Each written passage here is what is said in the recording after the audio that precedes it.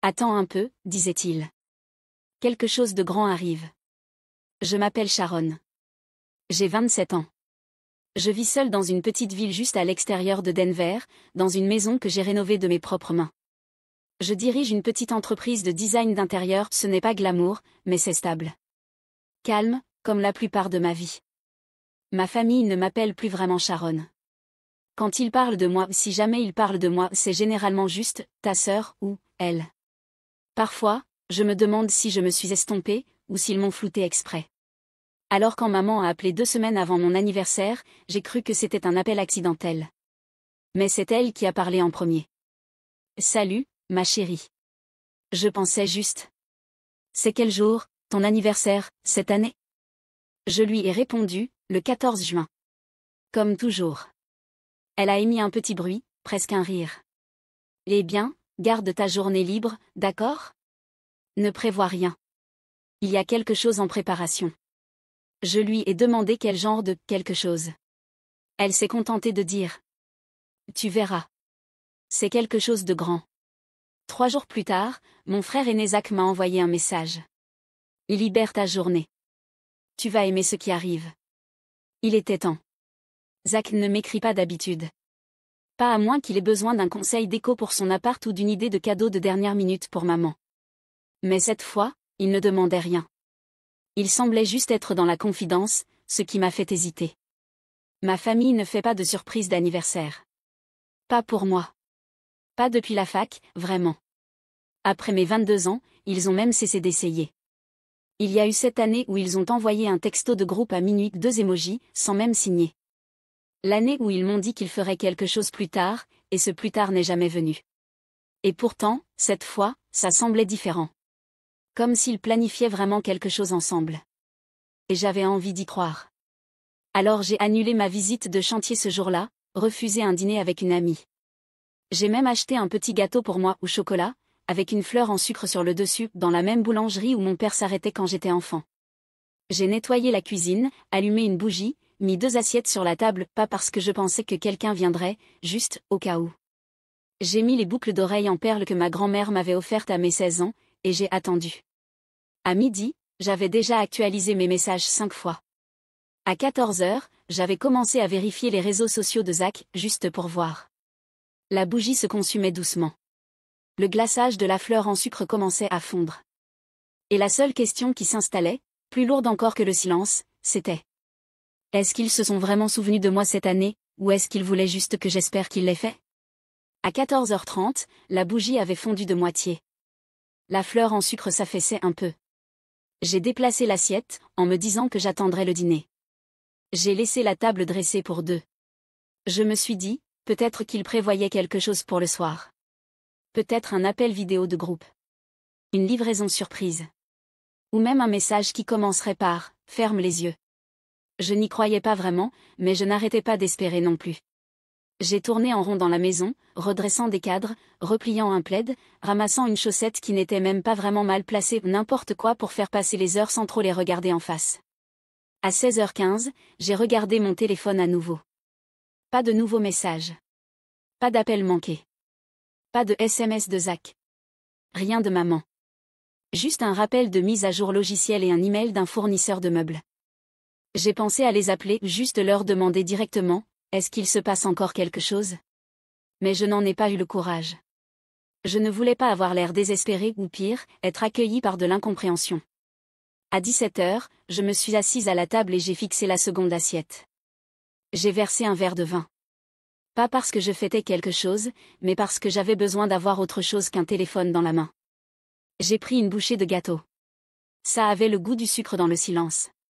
À 18h15, j'ai ouvert Instagram, pas pour poster quoi que ce soit, juste pour faire défiler. Tout le monde semblait être quelque part, à des dîners, dans des parcs, à des concerts, souriant à côté de ballons ou tenant des chiens coiffés de chapeaux d'anniversaire. Je me suis dit que les gens ne publiaient que les meilleurs moments. Je me suis dit de ne pas y prêter attention. Mais mon propre écran restait silencieux. Pas de mention. Pas de message. Pas de « joyeux anniversaire, Sharon ». J'ai actualisé la conversation de famille. Le dernier message datait de 5 jours, une photo du chien de Paul dans un pull ridicule. Zach avait commenté « légende ». J'avais ajouté un cœur. Personne n'avait même remarqué. À 19h, la bougie a abandonné. Je l'ai laissée s'éteindre toute seule. Je pensais que j'allais pleurer, mais rien n'est venu. Pas de colère, pas de drame, juste un calme absolu. Je n'attendais plus. Mais je n'arrivais toujours pas à m'empêcher de me demander. Quelle était cette grande chose? Et comment pouvait-elle ne pas me concerner? À 19h45, j'ai rouvert Instagram. Je me suis dit que c'était par ennui, mais en vérité, j'espérais une photo, une mention, un emoji en forme de bougie, même une image floue de groupe avec mon nom tagué, en retard. À la place, j'ai trouvé autre chose. Une story postée il y a quelques minutes, le compte de Malry. J'ai cliqué.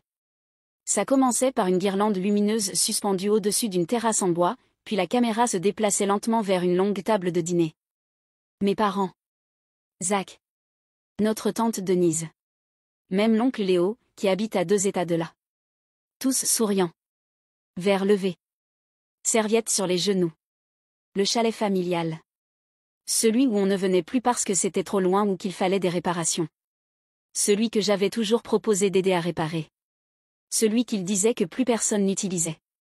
Au-dessus de la table, en lettres dorées irrégulières, était suspendue une bannière. Zach et Malry, pour toujours, ça commence maintenant. La légende. Une soirée inoubliable. Dose de nouveaux fiancés. La famille avant tout. J'ai cligné des yeux. Relu. Fiancés de nouveau. Ils célébraient une seconde demande en mariage. Même pas la première, juste une fête, un recommencement. Et cela avait remplacé mon anniversaire. Ils ne m'avaient pas oublié. Ils avaient fait un choix. Et puis je l'ai vu. Malry en rose pâle, souriante, riant, la tête légèrement inclinée, juste assez pour révéler le collier. Le médaillon. Il a capté la lumière un instant, impossible de se tromper, ovale, poli par les ans, avec une fine gravure de feuilles sur le bord. Celui de ma grand-mère. Celui qu'elle portait à chaque fête, à chaque remise de diplôme. Celui qu'elle m'avait laissé tenir à son chevet quand j'avais 12 ans en murmurant. C'est pour toi, ma chérie. Quand tu seras grande. Quand ce sera ton tour. Après sa mort, j'en avais parlé une fois. Maman avait dit qu'elle le gardait en sécurité. Et ça s'était arrêté là, jusqu'à maintenant. Malry le portait comme un simple accessoire. Sans hésitation. Sans signification. J'ai cliqué sur la story suivante. Ma mère la serrait dans ses bras, essuyant une larme. La légende disait. Gagner une fille ce soir. Mon estomac s'est figé. Ce n'était pas qu'il ne m'avait pas invité. C'était que je n'avais plus ma place. Et ils n'en avaient pas honte. Ils en étaient fiers. Assez fiers pour le publier. Assez fiers pour ne pas le cacher. Je n'avais pas été effacée par erreur. J'avais été remplacée soigneusement, délibérément, et avec un toast. Et peut-être que le pire, ce n'était pas ce qu'ils avaient pris. C'était la facilité avec laquelle ils l'avaient donné. J'avais 12 ans la dernière fois que j'ai tenu le médaillon. Grand-mère l'avait enlevé lentement, comme si ses doigts savaient déjà que le temps lui échappait. Nous étions assises sur sa véranda grillagée, un plateau de tranches d'orange entre nous. L'air d'été était dense et sucré. Elle m'a regardé. Vraiment regardé. Pas à travers moi, pas au-delà de moi. Juste moi. Tu as des yeux calmes, a-t-elle dit. Comme ta maman quand elle était petite. Puis elle a attrapé le collier, a défait le fermoir, et l'a pressé dans ma paume. Celui-là est pour toi, a-t-elle murmuré. Quand tu seras plus grande, quand le moment sera venu. À l'intérieur du médaillon, il y avait une photo d'elle et de grand-père le jour de leur mariage, tous deux souriant comme s'ils avaient réussi à berner le monde. De l'autre côté, un cœur en papier plié, découpé de façon irrégulière. Mon nom y était griffonné à l'encre bleue délavée, Sharon Lee. Je me souviens avoir demandé, je dois le garder maintenant? Elle a souri. Non, mais tu sauras quand ce sera vraiment à toi. Après sa mort, j'ai attendu quelques mois avant d'en parler à maman. Elle a éludé. Oh, ce vieux truc? Je crois que je l'ai rangé avec ses foulards. Je regarderai plus tard. Elle ne l'a jamais fait. Et moi, je n'ai jamais redemandé. Je me suis dit que ce n'était pas à cause du médaillon. Que ce n'était qu'un objet. J'avais le souvenir. C'était suffisant. Mais je me suis menti plus d'une fois au fil des années. Je me suis dit qu'elle ne m'avait pas oublié dans son testament, que peut-être l'avocat avait fait une erreur. Je me suis dit que maman était simplement submergée par le chagrin, qu'elle avait l'intention de me le rendre, que ça reviendrait vers moi quand le moment serait venu. Mais ce moment n'est jamais venu. Et maintenant, en le voyant autour du cou de Mallory, posé là, comme rien, contre sa robe coûteuse, j'ai compris quelque chose. Il n'avait pas oublié mon nom. Il l'avait vu, et décidé que ça n'avait pas d'importance. Le médaillon n'était pas juste du métal. C'était la preuve qu'un jour, quelqu'un m'avait regardé et avait dit, « C'est toi qui compte le plus. » Et maintenant cette preuve appartenait à quelqu'un qui n'était même pas là quand il m'avait été promis. Je n'ai rien dit ce soir-là. Ni à maman, ni à Zach, ni même à Mallory. Il n'y avait rien à dire, rien qui ne paraisse plus petit que ce qu'ils avaient déjà fait. Alors j'ai posé mon téléphone face contre la table et j'ai tiré les rideaux. Le matin venu, j'étais vide. Pas triste, pas furieuse, juste vide. J'ai ouvert la conversation de groupe familial, fait défiler des mois de liens partagés, de photos du chien de Paul, d'émojis d'anniversaire pour Zach, de recettes de gratin envoyées par tante Denise. Mon nom, ou quoi que ce soit à mon sujet, n'apparaissait presque jamais. Ce n'était pas une erreur. C'était un schéma. J'ai cliqué sur « Quitter le groupe ». Aucun message ne s'est affiché. Pas de « Êtes-vous sûr ?» Juste disparu. Puis je suis allée sur Instagram. J'ai arrêté de suivre Zach. J'ai arrêté de suivre Mallory. J'ai mis le compte de maman en sourdine. Pas par rancune, mais pour survivre. Et puis j'ai marqué une pause. J'ai ouvert le profil de Zach une dernière fois. Son story était encore en ligne. Il avait ajouté quelque chose pendant la nuit. Un court clip, Mallory soufflant des bougies, mon père applaudissant en arrière-plan, ma mère levant un verre de vin et la voix de Zach disant « À la seule femme qui ait jamais donné à cette famille un sentiment de plénitude. » J'ai réécouté cette phrase 3 fois. La seule femme. Alors voilà ce que j'étais devenue, un bouche-trou, un silence, un rôle en attente d'être redistribué. Ce n'était pas seulement maman et papa qui m'avaient laissé dériver. C'était aussi Zach. Le même frère qui avait construit avec moi un pont en Lego pendant 3 jours d'affilée. Le même Zach qui m'avait appelé après sa première rupture, en me demandant si la tristesse était censée ressembler à la fin. Il avait dit « bloque ta journée », et il avait utilisé cette journée pour célébrer quelqu'un d'autre. Pas d'excuses, pas d'explications, juste l'effacement. J'ai fermé l'application. Cet après-midi-là, j'ai rangé dans une boîte la dernière photo encadrée que j'avais de nous 4. Elle avait été prise au chalet avant Mallory, avant le silence. Je l'ai enveloppée dans du papier journal et glissée au fond du placard. Je ne l'ai pas supprimée, mais je n'avais plus besoin qu'elle soit exposée. Ce soir-là, je n'ai pas allumé de bougie. Je n'ai pas vérifié mon téléphone. J'ai regardé le ciel s'assombrir lentement par la fenêtre et j'ai laissé le silence s'installer. Pas le silence d'être oublié, mais celui d'avoir enfin cessé d'attendre. Et la question qui résonnait sans cesse, celle que je n'avais pas osé poser jusque-là. Si c'est ce qu'ils font quand ils disent qu'ils m'aiment, qu'est-ce qu'ils feraient si je ne demandais plus rien? Le message est arrivé 3 jours plus tard. Ce n'était pas maman. Ni papa d'ailleurs. C'était Zach. Yay, j'ai vu que t'avais quitté le groupe. Tout va bien? Je suis restée longtemps à fixer l'écran. C'était le genre de texto qu'on envoie quand on connaît déjà la réponse, mais qu'on espère que l'autre va mentir pour que ce soit plus facile. Je n'ai pas répondu. 4 heures plus tard, un autre bip. Écoute, je comprends que tu sois contrarié. Mais on peut juste parler?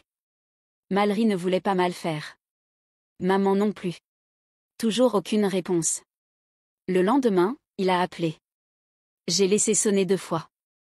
Puis il a renvoyé un texto. T'es ma sœur. Ça doit bien vouloir dire quelque chose, non? J'ai failli rire. Pas parce que c'était drôle, mais parce que ça sonnait comme une réplique d'une série à laquelle aucun de nous ne croyait plus. À la fin de la semaine, maman a envoyé un mail. Salut ma chérie. Tu nous as manqué le week-end dernier. Tout s'est décidé à la dernière minute. J'espère que tu vas bien. On se voit bientôt. Aucune mention de mon anniversaire. Aucune excuse. Même pas un « désolé, on a oublié ». Juste du néant, bien poli. Mais l'objet du message est resté dans ma tête. Toujours la famille. Toujours comme malgré tout, comme s'ils avaient accompli quelque chose de noble en pensant à moi, ne serait-ce qu'un instant. Quelques jours plus tard, Zach s'est présenté à ma porte. Il n'a pas appelé avant, il s'est juste tenu là, un sachet de bagel de notre boulangerie préférée à la main, comme si ça pouvait effacer le reste. J'ai ouvert la porte, mais pas grand. Il a tendu le sac myrtille et nature, comme toujours. Je ne l'ai pas pris. Il s'est décalé maladroitement. Écoute, Sharon, je sais que tu es blessée, mais tu veux vraiment en faire toute une histoire? C'était juste une fête. Ça ne te concernait pas. Je n'ai rien dit. Il a soupiré.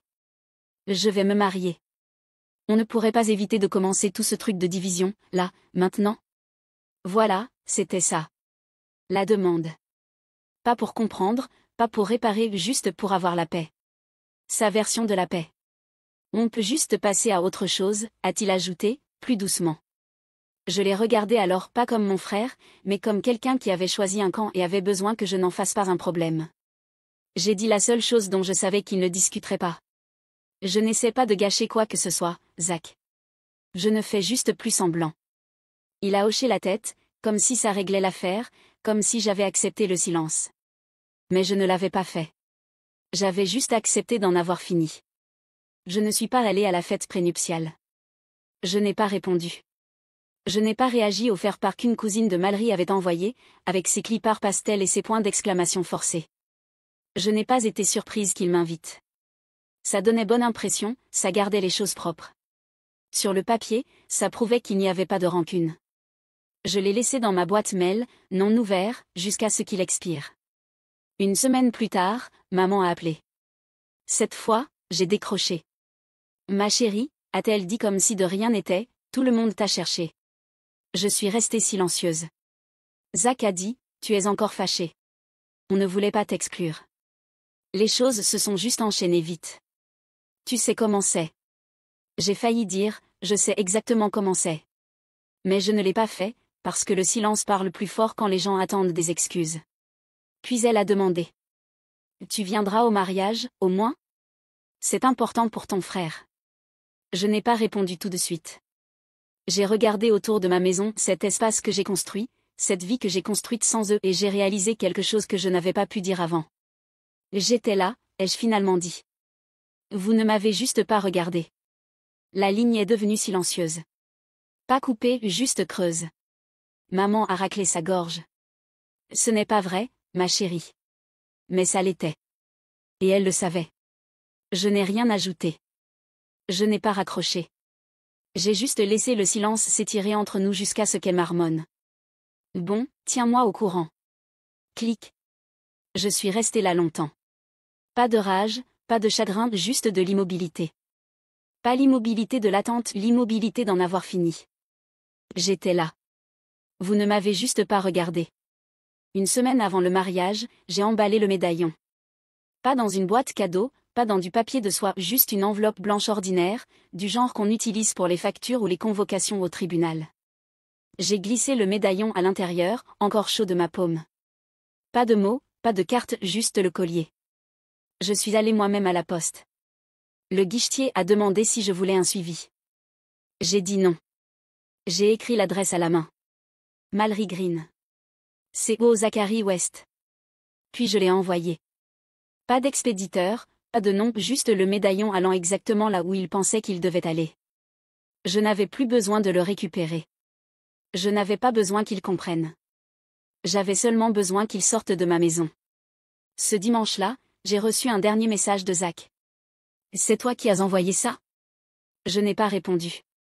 Il n'y avait plus rien à clarifier. Ce soir-là, j'ai décroché la dernière photo de ma famille qui pendait encore dans le couloir. Je l'ai remplacée par quelque chose que j'avais encadré il y a des années mais jamais accroché à un croquis simple que j'avais fait à la fac. Une chaise dessinée au fusain, légèrement décalée, dans une pièce vide. Une seule chaise. Inoccupée. Immobile. Je l'ai accrochée bien droite, j'ai reculé et j'ai regardé. Un rappel. J'étais là. Je suis restée à table longtemps après qu'on ait débarrassé ma place. Ils ne prononceraient pas mon nom au mariage. Ils ne porteraient pas de toast en mon honneur dans leur discours. Ils ne remarqueraient peut-être même pas que l'enveloppe était arrivée. Mais ils sauraient. Quelque part, profondément, sans mots, ils sauraient. J'ai tout vu. Je me suis souvenu. Et j'ai choisi de laisser la porte ouverte derrière moi pas pour pouvoir revenir, mais pour qu'ils sachent que je n'en avais pas besoin. Si un jour tu es parti en silence, juste pour qu'il ressente ce silence plus fort. Tu n'as pas besoin d'expliquer. Laisse juste un point.